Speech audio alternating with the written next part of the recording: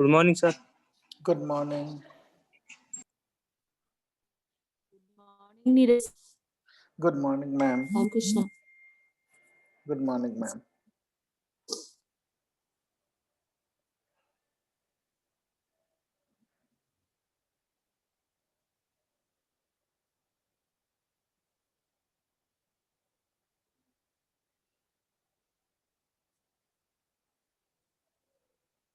Saurav, Himanshu, please turn on your videos.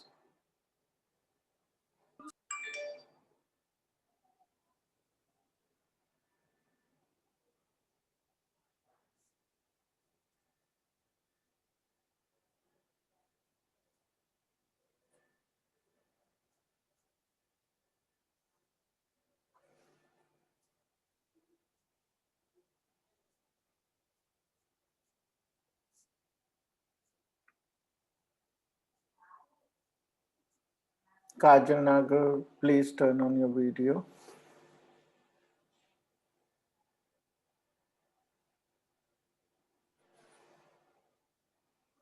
We'll just wait for 1 minute and then we will get started. Okay, so today we will continue with the three-dimensional geometry.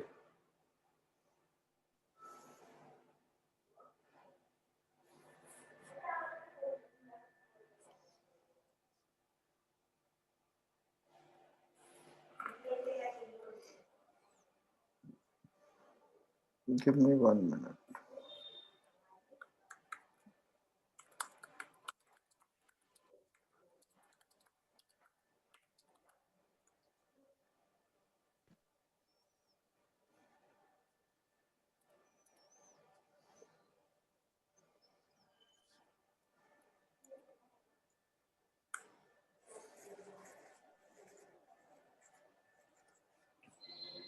Himanshu, turn on your video.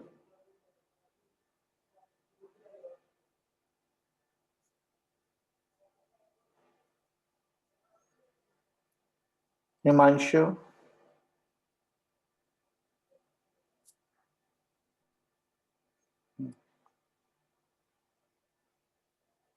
Okay.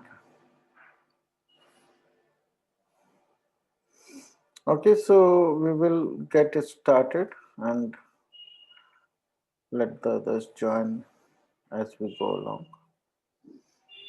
Okay, so what did we start in the last class? We started three-dimensional geometry. Okay, so we talked about the three-dimensional plane. Planes, the coordinates and the axes, right? X, Y, and Z. Okay, X followed by Y followed by Z. That order is important, right? And also Y is anti-clockwise from X, and then Z is anti-clockwise from Y, and then X is anti-clockwise from Z. Okay, this is to be followed. Usually we draw it in two ways, either Z coming out of the paper or X coming out of the paper. Here we are using, in most of the cases, we will use the X coming out of the paper notation. Okay, but both are correct. So I wouldn't worry so much about that. Okay, you know what an origin is. The important thing that we discussed here is the concept of the coordinate planes. There are three planes, x, y, y, z, and zx planes. Okay, and we discussed that the coordinates of a point are actually nothing but distances from these planes. ठीक है ना? तो जो x coordinate है वो yz plane से distance होता है. अगर मैं पूछूं z कोऑर्डिनेट किससे डिस्टेंस है तो एक्स वाई प्लेन से डिस्टेंस है. ठीक है, तो जो कोऑर्डिनेट है वो उसके अलावा जो प्लेन है, उस लेटर्स के अलावा जो प्लेन बना हुआ है उससे वो डिस्टेंस होता है. ठीक है, तो ये डिस्टेंस फ्रॉम अ प्लेन का कॉन्सेप्ट हमें याद रखना है. Okay, we talked about the concepts of octants, and you should remember which sign is in which octant. Okay, and it is not difficult, right? You don't have to really mug it up. You already know the quadrants, right? So the first four are the same as the quadrant, with z-axis being positive. The next four means 5, 6, 7, 8 are again the same quadrant nomenclature with z as negative. Okay, and based on that we started doing this exercise in the last class. Okay, so let's restart with this exercise so that we are able to recall what we did in the last class. Okay. um, okay, a point is on x-axis. What are its y coordinates and z coordinates? We have done this, but let's restart from here. Okay, so x axis पर एक point है तो उसके y और z coordinates क्या होंगे?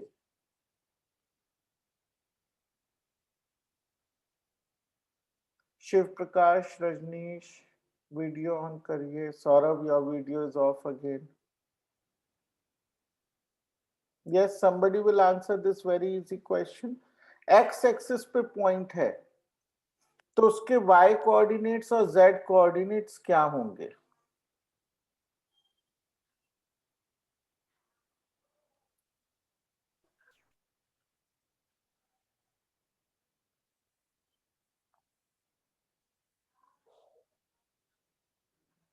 x axis पे point है तो कहीं यहाँ पे है तो उसके y कोऑर्डिनेट्स और z कोऑर्डिनेट्स क्या हैं?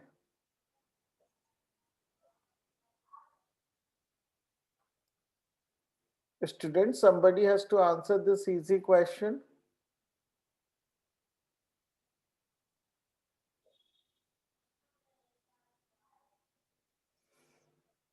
अच्छा, let me ask you in 2 dimensional. हाँ बोलिए. Yes, Himanshu. Sir, y equals to 0. हाँ, y is equal to 0, right? And what is z?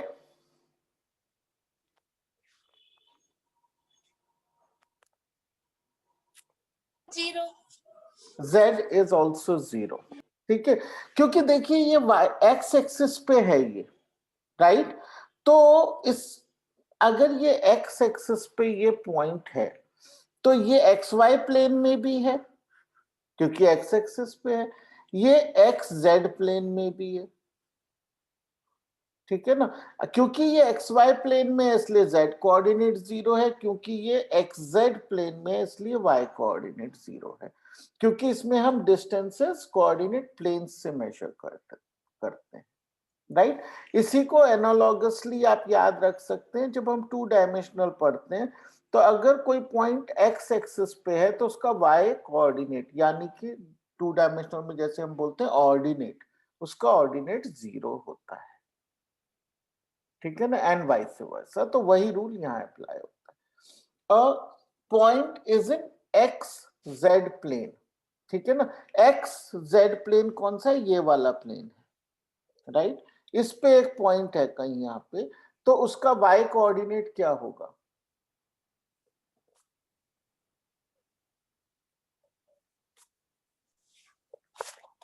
y coordinate is distance from xz plane, और xz पे point है तो कितना दूर है वो xz से?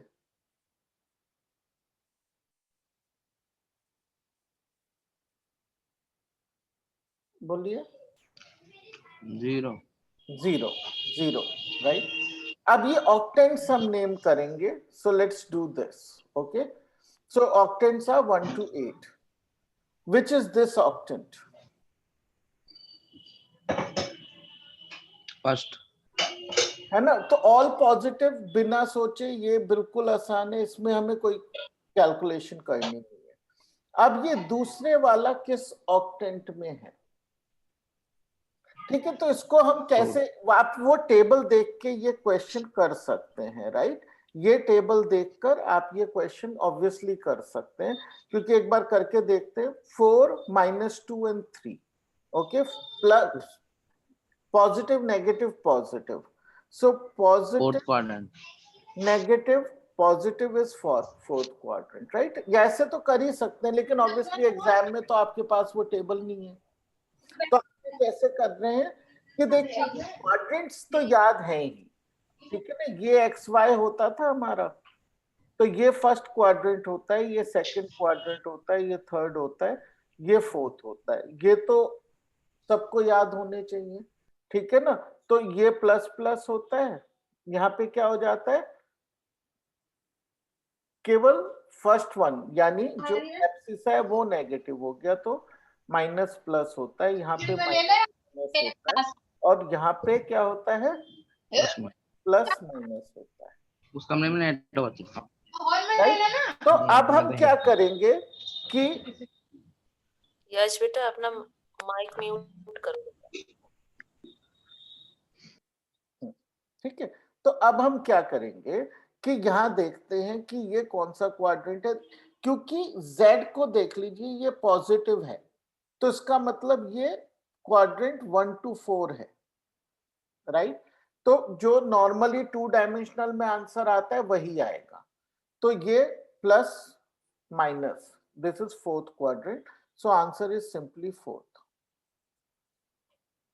ठीक है, अब यहां पे देखिए z इज नेगेटिव, तो जो भी हमारा क्वाड्रेंट आता है 2 डायमेंशनल के हिसाब से उसमें 4 ऐड कर देंगे, ठीक है, तो हमारा क्वाड्रेंट आ जाएगा, तो प्लस माइनस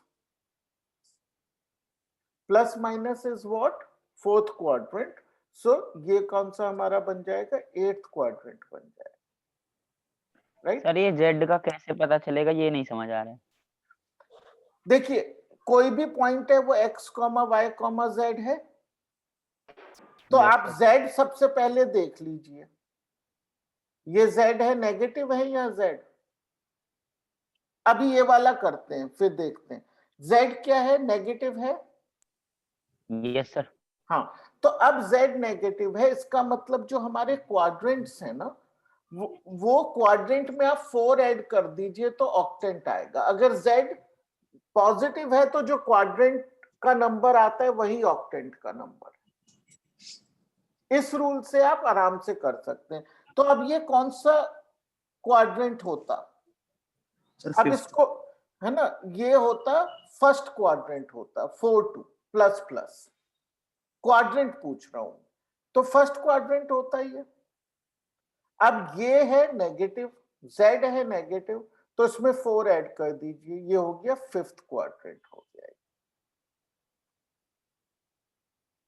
अब यहां पे भी z नेगेटिव है, ये कौन सा क्वाड्रेंट होता,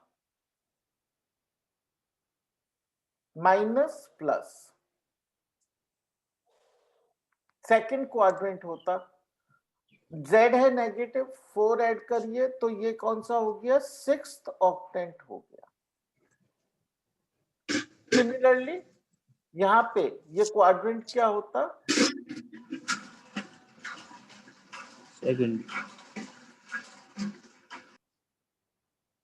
माइनस प्लस, ओके, सेकंड होता, और ये जो है z जो है पॉजिटिव है, तो उसका मतलब वही हमारा आंसर है। अब यहां देखते हैं माइनस माइनस कौन सा क्वाड्रेंट होता है, ये थर्ड होता, और z पॉजिटिव है तो थर्ड ही हमारा आंसर भी रहेगा। सिमिलरली यहां पे माइनस माइनस कौन सा क्वाड्रेंट होता, थर्ड होता, और z नेगेटिव है तो 3 + 4 करना है, अब 3 + 4 करेंगे तो सेवेंथ ऑक्टेंट आ जाएगा हमारा,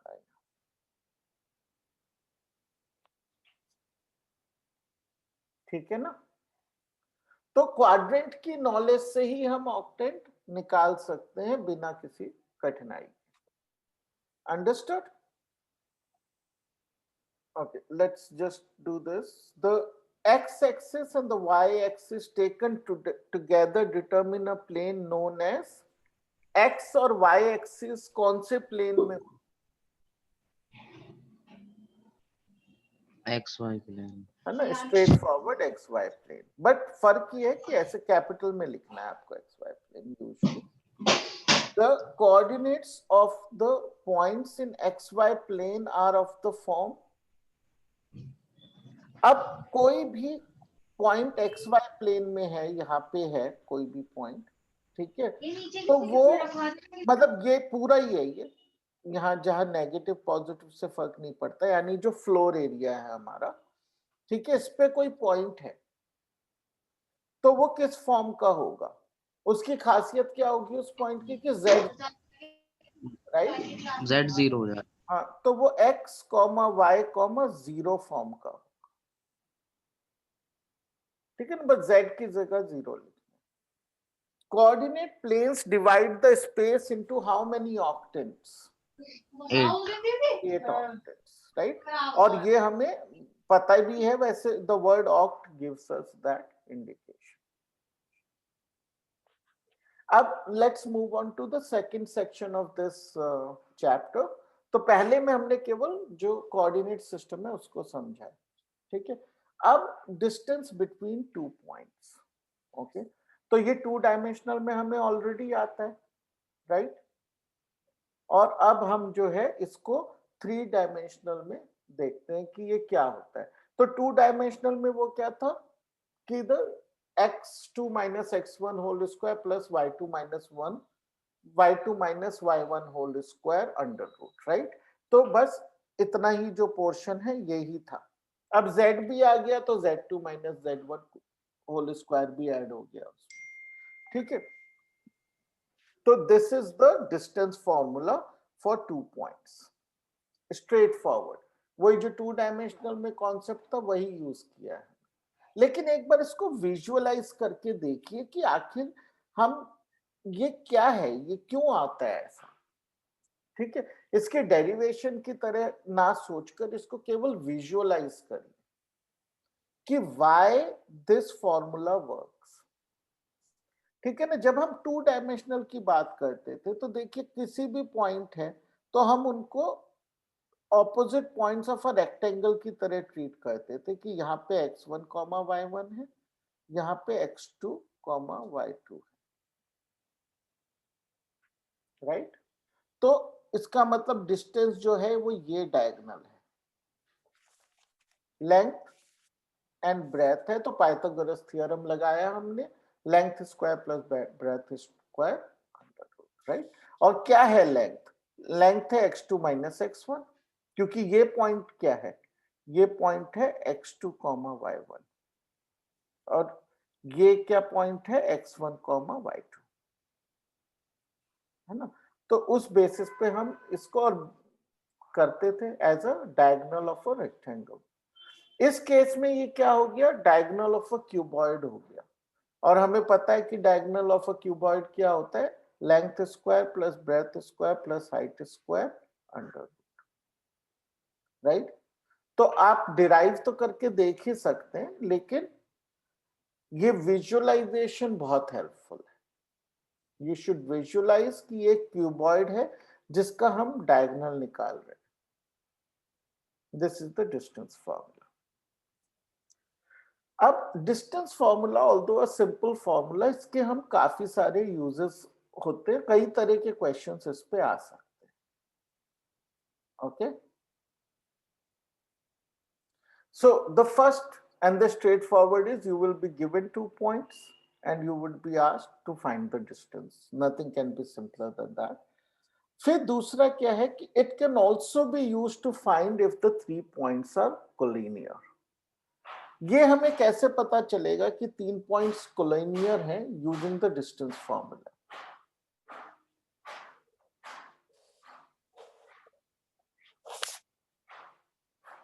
Somebody can answer कि हम केवल डिस्टेंस निकाल सकते हैं पॉइंट्स के बीच में, हमें 3 पॉइंट्स दिए गए हैं, we have to tell if they are collinear. Yes, sir. कैसे पता चलेगा? सर अगर दो लाइंस का सम इक्वल आता है थर्ड लाइन के तो यस एब्सोल्युटली। सो यहाँ पे हमारे पास जैसे 3 पॉइंट्स हैं, अगर ये कोलिनियर है, राइट, तो ये the first this distance plus this distance should be equal to the distance between the outer points, right.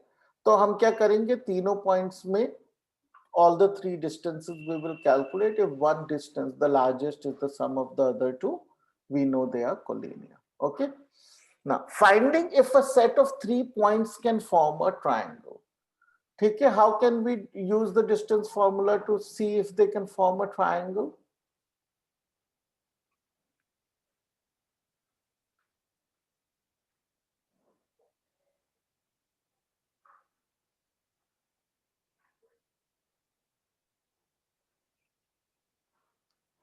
We are given 3 points and we are asked if they can form a triangle. It's exact opposite of finding if they are collinear. Yes sir, sir sum equal नहीं आएगा. हाँ, ठीक है ना, अगर collinear नहीं है तो वो ट्राइंगल फॉर्म करते हैं. वो रूल 2 डायमेंशनल हो 3 डायमेंशनल हो सेम रहता है. ठीक है ना, क्योंकि 3 पॉइंट अगर हैं तो या तो वो कोलिनियर होंगे या कोप्लानर तो होंगे ही होंगे, राइट? तो वो रूल ब्रेक नहीं. तो कोप्लानर क्या? कोप्लानर का मतलब कि एक ही प्लेन पे होना पॉइंट्स. ठीक है ना, तो ओके 3 सर. पॉइंट जो होते हैं वो हमेशा कोप्लानर होते हैं. आप जैसे 2 पॉइंट्स हमेशा कोलिनियर होते हैं, तो कोलिनियरिटी का टेस्ट हम कभी भी 2 पॉइंट पे नहीं परफॉर्म करेंगे. कम से कम 3 पॉइंट होंगे तो हम कोलिनियरिटी के लिए चेक करेंगे, क्योंकि 2 तो हमें पता है होंगे ही. ठीक है, उसी तरह से कोप्लानरिटी हम 3 पॉइंट के लिए चेक नहीं करेंगे, क्योंकि 3 पॉइंट तो हमेशा कोप्लानर होंगे. ठीक है, क्योंकि ये हमेशा कोप्लानर होंगे इसलिए वो जो हमारी प्लेन ज्योमेट्री यानी 2 डायमेंशनल ज्योमेट्री का रूल है वो फॉलो हो जाएगा. और if they are not collinear they form a triangle, as simple as that. So हम ये भी कर सकते हैं. Finding the nature of the triangle. अब 3 पॉइंट दिए गए हैं, हमसे पूछा गया है कि इस ट्रायंगल की का नेचर पता करिए, राइट? तो we can find a lot about the triangle.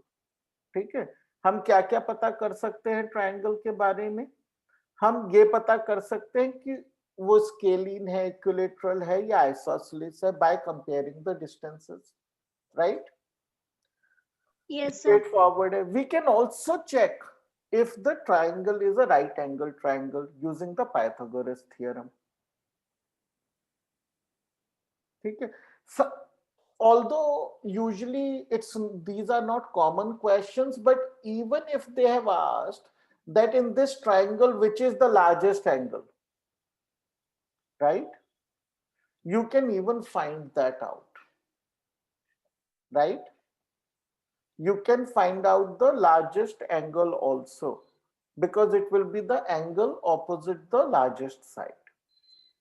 ठीक है, तो आप डिस्टेंस फॉर्मूला से ये भी पता कर सकते हैं कि किस साइड का एंगल लार्जेस्ट है या स्मॉलेस्ट है, and if one of them is 90 degree. Sir हम एंगल का मेजर भी फाइंड आउट कर सकते हैं?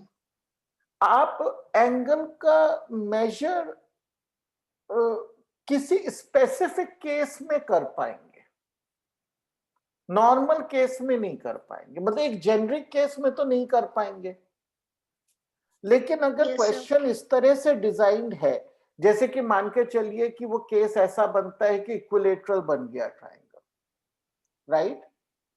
तो आप पता कर लेंगे. या फिर मान लीजिए वो राइट एंगल ट्रायंगल है, तो उसमें से आप राइट एंगल पता कर सकते हैं. अगर वो राइट एंगल ट्रायंगल है विच इज ऑल्सो आइसोसेलेस, तभी भी आप तीनों एंगल पता कर सकते हैं, बिकॉज वी नो कि आइसोसेलेस है तो remaining it's easy to prove that the other 2 angles are 45 degree. Okay, तो वो केवल उन स्पेसिफिक केसेस में से अगर है कोई, तो आप एंगल का मेजर पता कर सकते हैं. बाकी चीजें जो मैंने बोली वो आप हमेशा पता कर सकते हैं. Okay, got it? Finding the shape of a quadrilateral.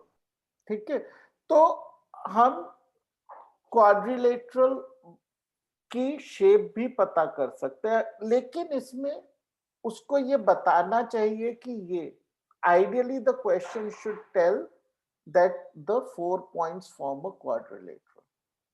ठीक है ना, क्योंकि 4 पॉइंट्स जरूरी नहीं है कि क्वाड्रिलेटरल बनाए, because the 4th point may not be on the same plane, right? So वो एक कॉम्प्लेक्सिटी है इस वाले पॉइंट में जिसमें मैं बात कर रहा हूं. लेकिन एक बार हमें बता दिया गया कि वो क्वाड्रिलेटरल है, ABCD form a quadrilateral, and we could be asked to find if it is a rhombus, if it's a parallelogram, if it's a rectangle and so on, right? तो अब बताइए कि पैरेललोग्राम पता करना है हमें, तो किस चेक से पता करेंगे? सर अपोजिट साइड्स इक्वल होंगी उसकी। हाँ, तो दोनों set of opposite sides check करेंगे, ठीक है ना? ABCD है तो AB should be equal to CD and AD should be equal to BC, right? तो हमें दोनों चेक्स करने पड़ेंगे.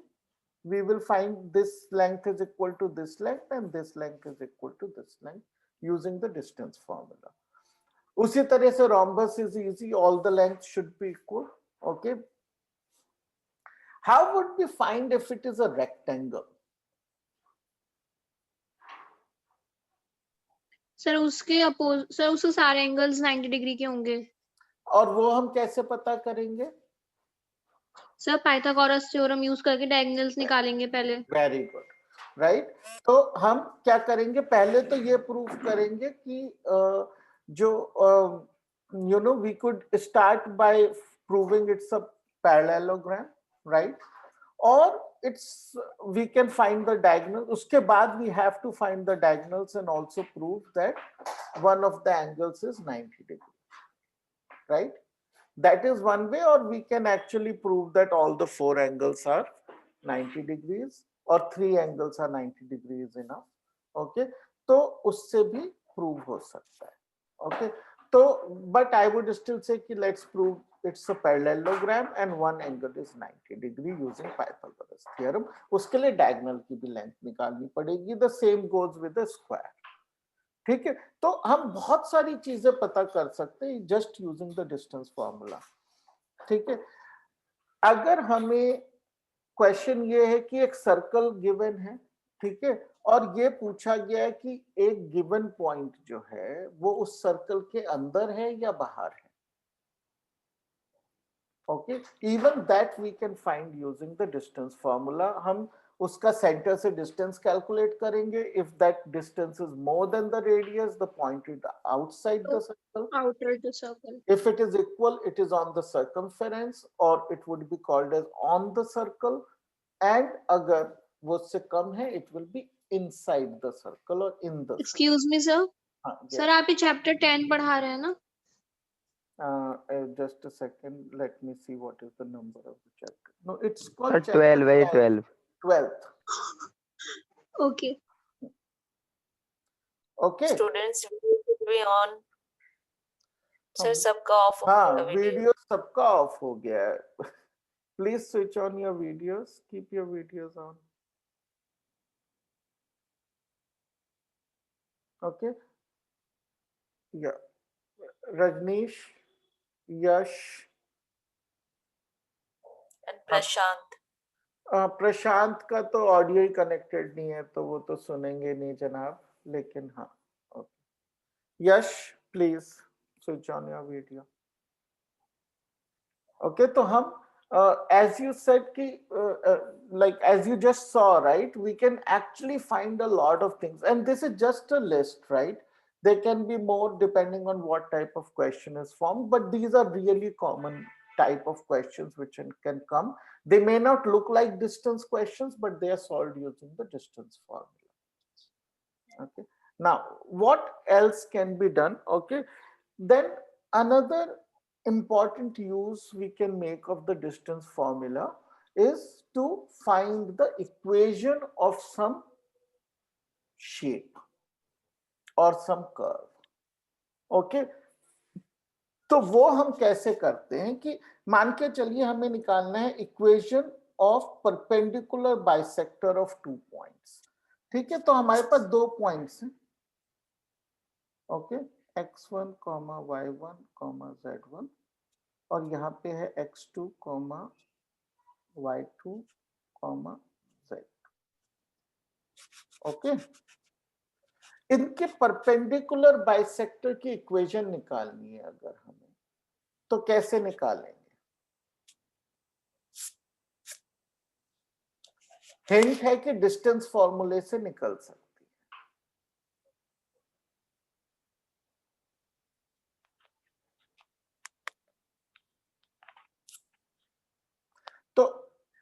सबसे पहले हम क्या करेंगे कि let's construct it and see what's the condition we can use. ये इसका परपेंडिकुलर बाइसेक्टर है, तो इस पे कोई भी पॉइंट अगर हम लेते हैं जिसके जेनरिक कोऑर्डिनेट्स हैं एक्स वाई जेड, राइट, ये जेनरिक कोऑर्डिनेट हो गए इसके। तो अगर ये पॉइंट इस पे है तो ये डिस्टेंस और ये डिस्टेंस हमेशा इक्वल होगा, right. All points on the perpendicular bisector are equidistant from the 2 points. Agreed? Do we need to prove it or this is obvious and clear? It's obvious. It's obvious, right? Isosceles triangle बनता है वो equal होती हैं ये दोनों lengths। तो बस इस condition को हम लिख देंगे। तो कैसे लिखेंगे इस condition को? हम ये लिख सकते हैं कि x minus x1 whole square plus y minus y1 whole square plus z minus z1 whole square। ठीक है, so this is this length, okay, this length is equal to x minus x2 whole square plus y minus y2 whole square plus z minus z2 whole square, okay, which is this length। ये दोनों को equal लिख दिया, फिर we just simplify this equation that is formed, right? दोनों side को square करेंगे and we will simplify this equation, okay, and we will get the equation of this। Similarly, equation of a circle कैसे निकालेंगे? Centre से निकाल देंगे sir. हाँ। Centre का ठीक है, तो सेंटर गिवन है x1 y1 z1, राइट, ये हमारा सेंटर गिवन है। रेडियस गिवन है मान लीजिए r। तो जो पॉइंट है सर्कल पे, जो सर्कल पे पॉइंट है उसको, जिस पॉइंट की इक्वेशन निकाल रहे हैं, जिस कर्व की, उसके पॉइंट को हमेशा क्या लेंगे? जेनरिक पॉइंट लेंगे, मतलब x y z। अब सर्कल की क्या खासियत होती है कि distance of any point on this circle from the radius will always be r, right. तो सर्कल की इक्वेशन क्या बनी? x minus x1 whole square plus y minus y1 whole square plus z minus z1 whole square का under root is equal to r, right? Obviously you square both sides and simplify to get your final equation। Ellipse का case होगा तो कैसे कर पाएंगे? अगर हमें एक एलिप्स दिया गया है तो एलिप्स में क्या होता है, हमारे पास क्या होते हैं, उसके इस तरह से दिया होगा कि दोनों फोकाई दिए होंगे उसके, right. Now this foci 1 y1 z1, okay, और ये x2 y2 z,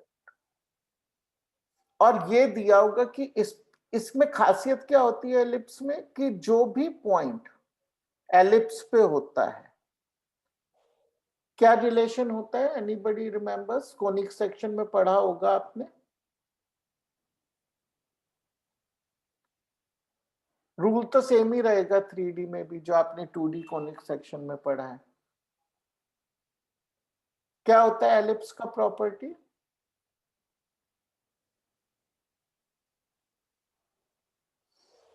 this distance plus this distance, the sum of these distances is a constant। ठीक है, तो हम यहाँ पे x y z ले लेंगे, ये डिस्टेंस प्लस ये distance is equal to a constant लिखकर उसको सिंप्लीफाई कर, we will get the equation of the ellipse। Understood? अच्छा, एक बात बताइए, knowing this you would have studied in conic section already। अब आपको ये पता है कि ये एक प्रॉपर्टी होती है एलिप्स की, राइट। अगर मैं आपको ये कहूं कि आपको एक एलिप्स ड्रॉ करना है, राइट, तो आपको पेपर पेन ये सब है आपके पास, मतलब फिजिकली ड्रॉ करना है, तो आप किस तरह से एक एलिप्स को ड्रॉ करेंगे? जैसे सर्कल है उसको आप कंपास से ड्रॉ करते हैं, या फिर दूसरा तरीका क्या होता है सर्कल ड्रॉ करने का, कि आप यहाँ पे एक पिन लगा दीजिए, एक धागा बांध दीजिए, धागे से पेंसिल को बांधकर घुमा दिया पेंसिल को, राइट, तो सर्कल बन गया। आप एलिप्स किस तरह ड्रॉ कर सकते हैं?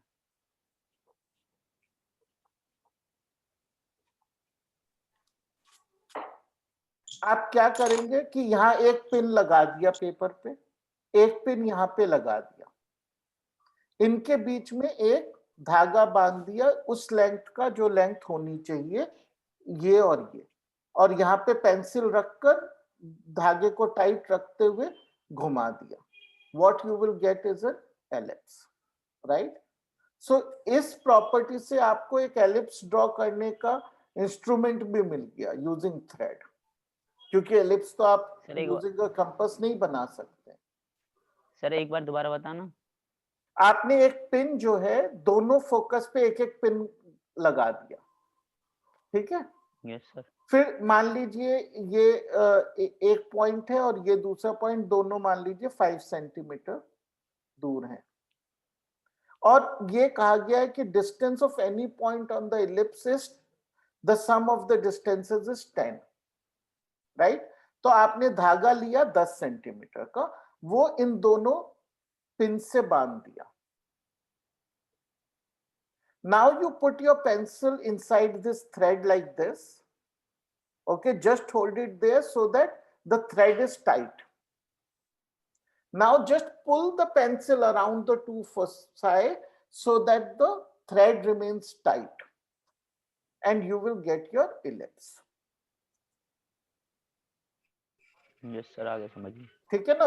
तो एलिप्स आप जो है इस प्रॉपर्टी से ड्रॉ कर सकते हैं, उसका कोई आपके पास अलग से इंस्ट्रूमेंट नहीं है। Okay, obviously this won't come in your exams to do, but it is a good to know thing. Okay, Shiv अपना आप कैमरा ऑन करिए, Yash and Shiv. Okay.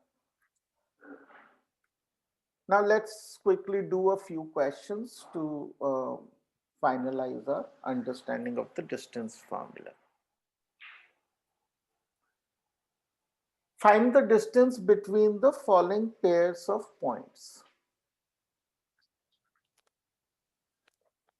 Right? So let's just do one, right? So let's do the third one. So distance formula लगाना है directly, right? So 1 minus minus 1, so 1 plus 1 हो गया, minus 3 minus 3 minus 6 हो गया, right? Yes, sir. And 4 minus minus 4 8 हो गया, under root. That would be the distance, which is 4 plus 36 plus 36 64. plus 64. Okay, which is 104. 104. Okay, so you will get 2 root 26, right? So that would be your answer.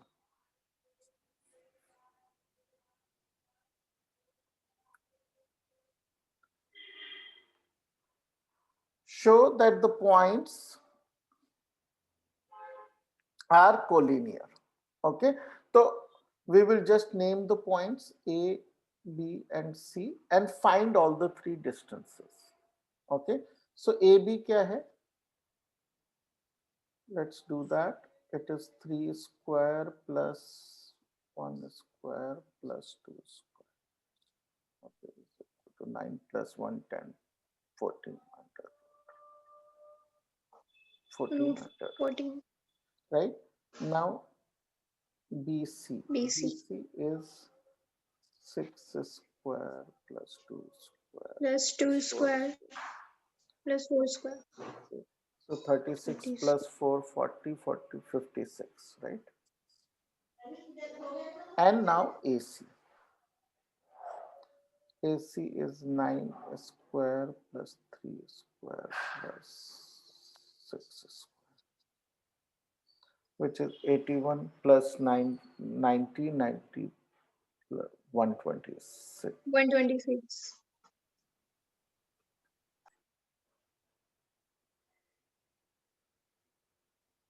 Okay. So let's just simplify this. This is 14. This is 2 2 root 14. 14. Root 14. And this is 2 root 34.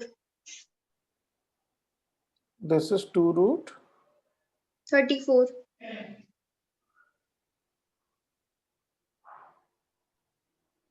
is that so? Okay.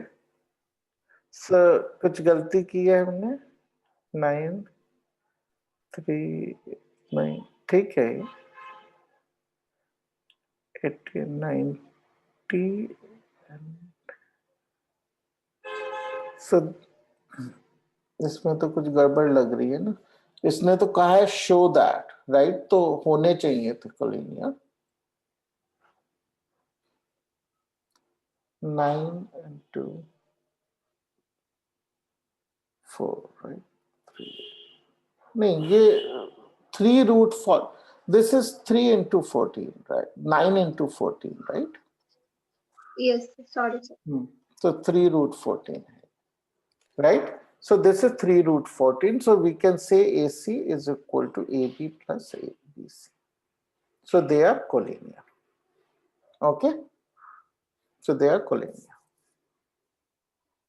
okay so we have come to the end of the class it looks like Thank you, sir. just a second. Hannah, we have come, for some reason, I think Zoom is allowing us to run a class longer than 40 minutes now. So automatically class band nahi hua, but I think you will have to run for the next class now. So I will have to close the class. Thanks for now. Tomorrow we will continue with the section formula. Okay, this is the small chapter. We will be done tomorrow. Okay. Okay, sir. Just give me 1 second. I have to mark the attendance and then I will close the meeting. Okay, I'll just close the meeting. Okay, thank you. Bye bye.